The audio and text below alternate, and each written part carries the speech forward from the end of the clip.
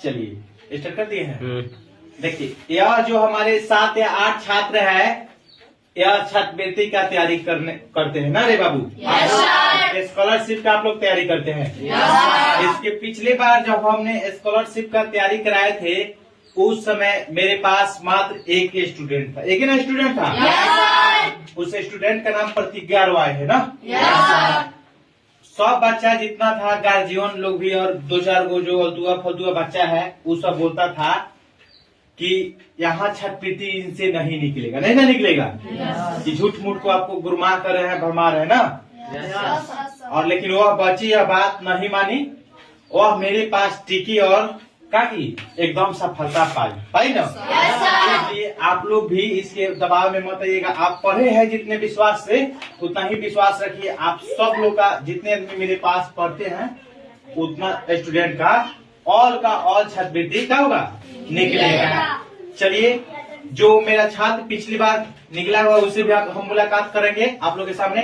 इस छात्र का थोड़ा बहुत इंटरव्यू हम लेते हैं। चलिए, आप लोग को रीजनिंग सोनो सर जी पढ़ाते हैं। अब आज जीके के सब वही पढ़ाते हैं, वही स्पेशल आप लोग का बैच को चला के पढ़ाते हैं, ताकि आप लोग का जो यह तैयारी हो वह एकदम बेसिक से हो। आप लोग का पढ़ाई मात्र 1 घंटा ही होता है, 1 घंटा से ज्यादा नहीं ना होता है। मेरे पास कोई भी बैच आता है तो हम लोग टाइम देखिए 1 घंटा 15 मिनट ही पढ़ाते हैं ना। 1 घंटा 15 मिनट से हम लोग ज्यादा नहीं पढ़ाते, नहीं ना पढ़ाते हैं। चलिए, थोड़ा बहुत हम लोग बच्ची सबसे सवाल पूछते हैं और टेस्ट आप लोग के सामने प्रस्तुत करते हैं। पूछिए तो अभी बताइए, आप शीर्षक बताइए। तो सबसे विशाल स्टेडियम? युवा भारतीय स्टेडियम। बहुत बढ़िया बाबू। सबसे लंबी नहर? इंदिरा गांधी नहर, राजस्थान। बैठ जाइए। आप उठिए।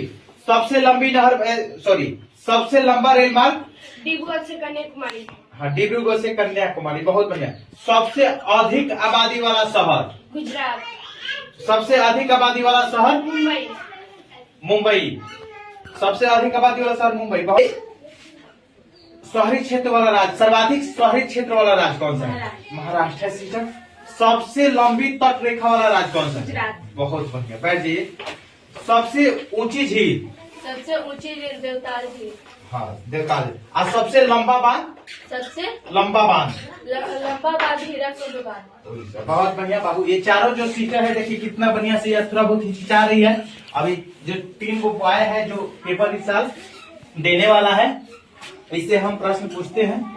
उठिए जी, आप बताइए तो रे बाबू, उठिए तो बताइए। तो आप बताइए,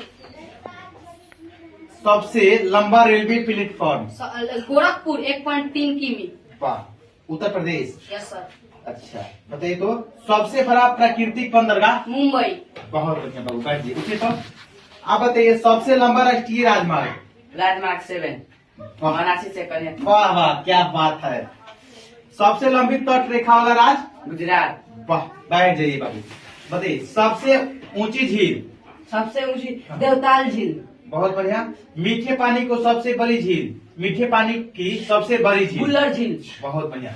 चलिए, यह जो जितना हम आपके सामने प्रश्न पूछे, यह छात्रवृत्ति का फिर देने वाला है। ये 2 बच्चा जो है, यह नॉलेज के लिए पढ़ते हैं। उठिए तेरे बाबू, आपका नॉलेज देखे कितना आपके पास नॉलेज है। बताइए, भारत की सबसे लंबी सहायक नदी? यमुना नदी। वाह। दक्षिण भारत की सबसे लंबी नदी? गोदावरी। बहुत बढ़िया बाबू। उठिए। भारत का सर्वोत्तम नागरिक सम्मान रत्न? परमवीर चक्र। भारत का सर्वाधिक नागरिक सम्मान? भारत रत्न। हाँ, बहुत बढ़िया। सर्वोत्तम परमवीर चक्र आप सही बोले हैं। हमने सर्वाधिक नागरिक सम्मान बोले तो भारत ठीक बोले हैं। मीठे पानी का सबसे बड़ी झील? बुल्लर झील। जम्मू कश्मीर। यस। बहुत बढ़िया बात। चलिए, जो छात्र है, यह हमारे हिसाब से इसमें 90% से अधिक ही चयनित होंगे। इस साल बहुत साल आप लोग इंतजार न करें। आप लोग का जो तैयारी हुआ है, हमारे हिसाब से पिछले साल से बहुत बढ़िया अधिक तैयारी हुआ है, इसलिए आप टेंशन ना लें। जितना छात्र है यहाँ, आप विश्वास धैर्य पूर्वक रखिए, आपका छात्रवृत्ति क्या होगा? निकलेगा। बात समझ में? चलिए, अब हम उस छात्र से मिलवाते हैं जो इसकी पिछले बार में चयनित हुआ था। चलिए, हो गया। चलिए, अब यह जो बच्ची हम आपके सामने ले चल रहे हैं, यह 9th क्लास में है। 8th क्लास से निकल के 9th क्लास, यानी अब 10th में जाने वाली है। जो बच्ची का निकला है उस बच्ची से हम आज मिलेंगे और प्रश्न पूछेंगे। देखिए चलिए उठिए तो प्रतिज्ञा रवाई। चलिए सबसे पहले आप ये हमको बताइए कि आपका जो तैयारी था वो किस तरह से हुआ था कि जो आप चयनित हुए हैं। बहुत अच्छा तरीका से हुआ था, हम ज्यादा मेहनत किए थे और बहुत अच्छा तरीका से पढ़े थे। अच्छा, जो यहाँ के आपके टीचर थे वो आपको कैसे पढ़ाए थे कि आपका मतलब वहाँ बना पढ़ाया हुआ यहाँ का आया था कि नहीं आया था? आया था, बहुत अच्छा तरीका से पढ़ाए थे। यहाँ जितना पढ़ाया गया था वो उतना आया है, उतना आया था आपके पास? हाँ आया था। चलिए आपका कितना नंबर का रीजनिंग था, उसमें कौ गो सही था और कितना नंबर का GK GS science social science, बोलिए कितना नंबर का रीजनिंग था? 90 नंबर था। आपका 90 नंबर का रीजनिंग था, जिसमें आपका कौ गो सही था? 57 को। 57 गो, मात्र 90 नंबर में आपका 57 गो सही था। ये 90 नंबर में इसके बाद में जो था साइंस जो क्वेश्चन था उसमें कौ गो था? 51 उसमें उस 90 में आपका 51 गो सही था। ये टोटल जोड़ के 108 गो हुआ। 108 गो आपका करेक्ट टू करेक्ट सही था। इस साल रिजल्ट कितना पर हुआ है? ओबीसी के लिए 76 है। अच्छा, और जनरल के लिए?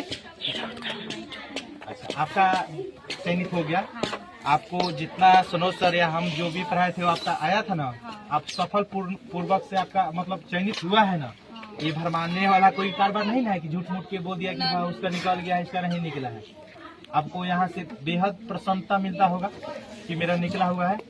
चलिए, यही जो छात्र है इस बच्ची का, इधर देखिए, इस बच्ची का पिछले बार छात्रवृत्ति निकला हुआ था और एक दो बच्ची को बोले पढ़ाने आने के लिए छात्रवृत्ति आई, जिसका माइंड तेज था, लेकिन उसका 2-4 गो अब होता है घर के आगे पीछे, वो उसको भड़का दिया उस सबको, इसलिए उस बेचारी सबको इस योजना का लाभ न मिल पाया। ऐसे गर्जीवन से रिक्वेस्ट है कृपया बच्चे को इम्तिहान में बैठाए, पास हो या फेल हो, इम्तिहान देने से बच्चा का मनोबल क्या होता है, बढ़ता है और उसका नॉलेज बढ़ते जाएगा। जो जितने बच्चा स्टूडेंट देगा उतना ही उसका नॉलेज बढ़ते रहेगा। सारे गार्जियन से कृपया निवेदन है कि आप अपने कोई भी स्टूडेंट को टेस्ट देने से या पेपर देने से न रोके।